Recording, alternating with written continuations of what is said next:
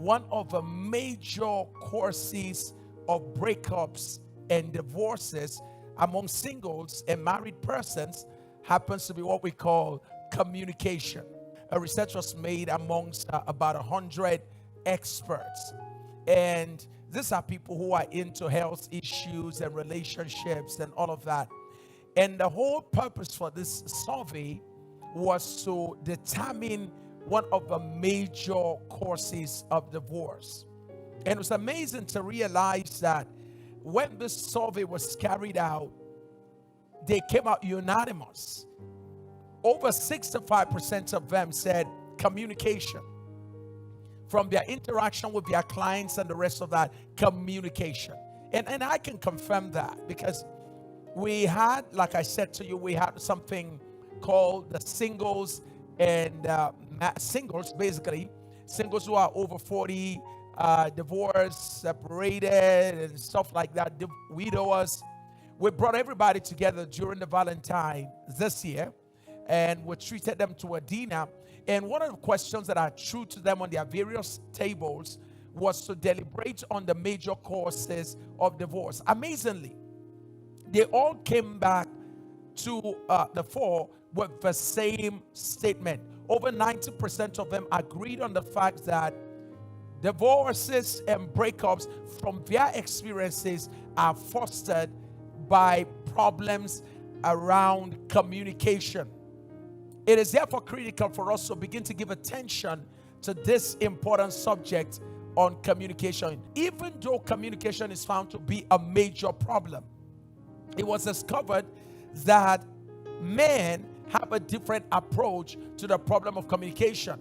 Most of the men that were surveyed said that the major reason why they had to give up their wives and their girlfriends, the major reason they had to go for a breakup and divorce was because their women, 70% of them nag a lot. They nag and they complain too much.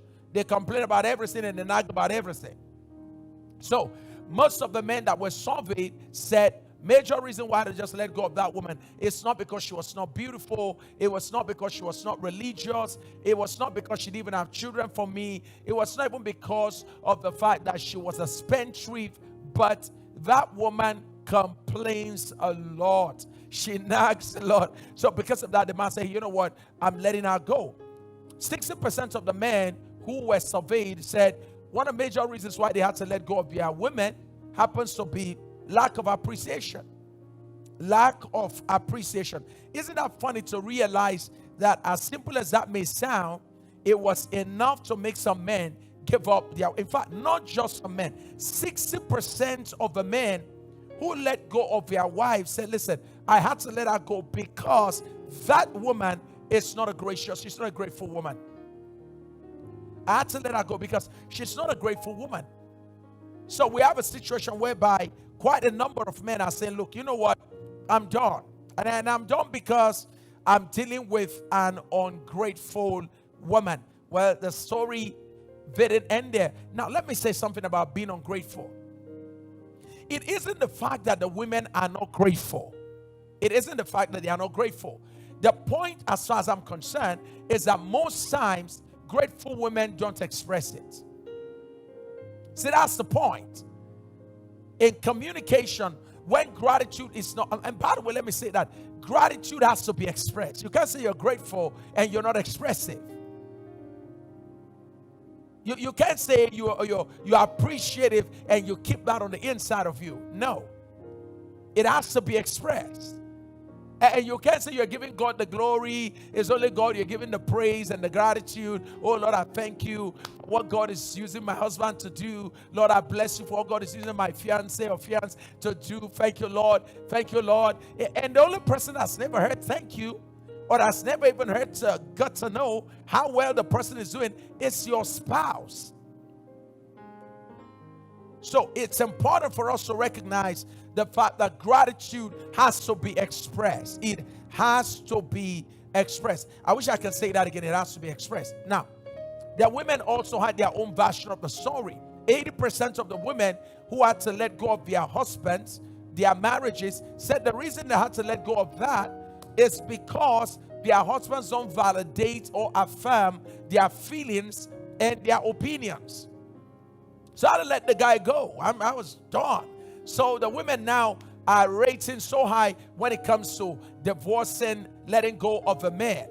Now get that right. One of the major problems is that the women are saying these guys are just completely inconsiderate of my feelings. I'm seeking, this guy really doesn't care, doesn't even have a clue, is not concerned about it, and just tells me, why don't you go to the hospital, and doesn't even care to go there with me. So it's important for us to recognize the fact that women want to see men who validate their feelings and affirm their opinion. I hope some men are listening to me right out there. Not only that, 60% of the women say one of the reasons why we have to let go of this man is because every time they talk, it's about themselves.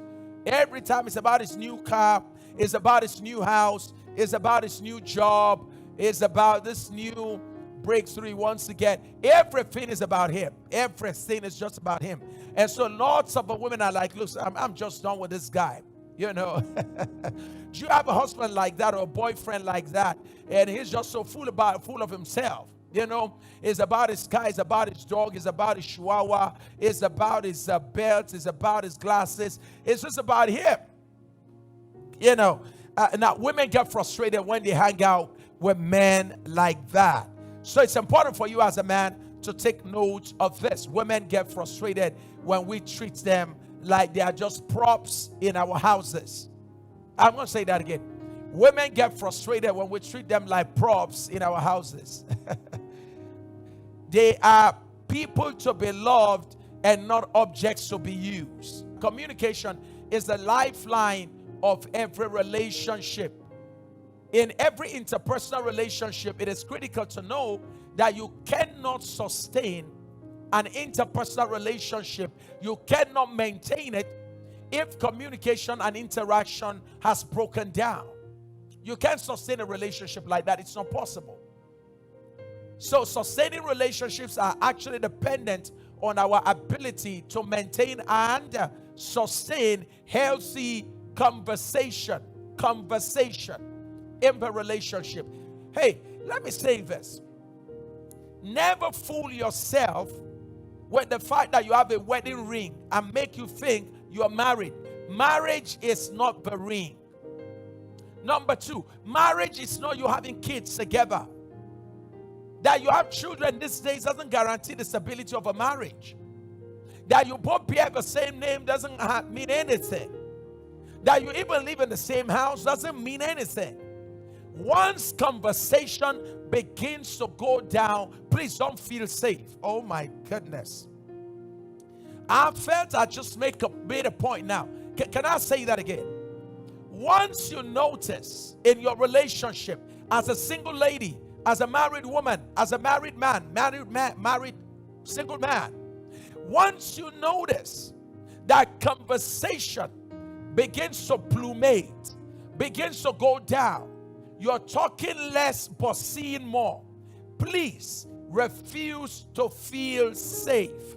No relationship, no marriage is as dangerous as a relationship or marriage where there is no or low conversation. A healthy atmosphere in every marriage or in every relationship is usually determined by the couple's ability to communicate freely. What makes for a healthy relationship and healthy atmosphere where relationships and marriages thrive is a marriage or relationship where we can communicate freely. Where I can say what's on my mind and you can say what's on your mind. Yes, we can disagree and then we end up to agree. Hey, let me say something here. Never think that the avoidance of disagreement is indicative you have peace. What we're looking at today is basically communication.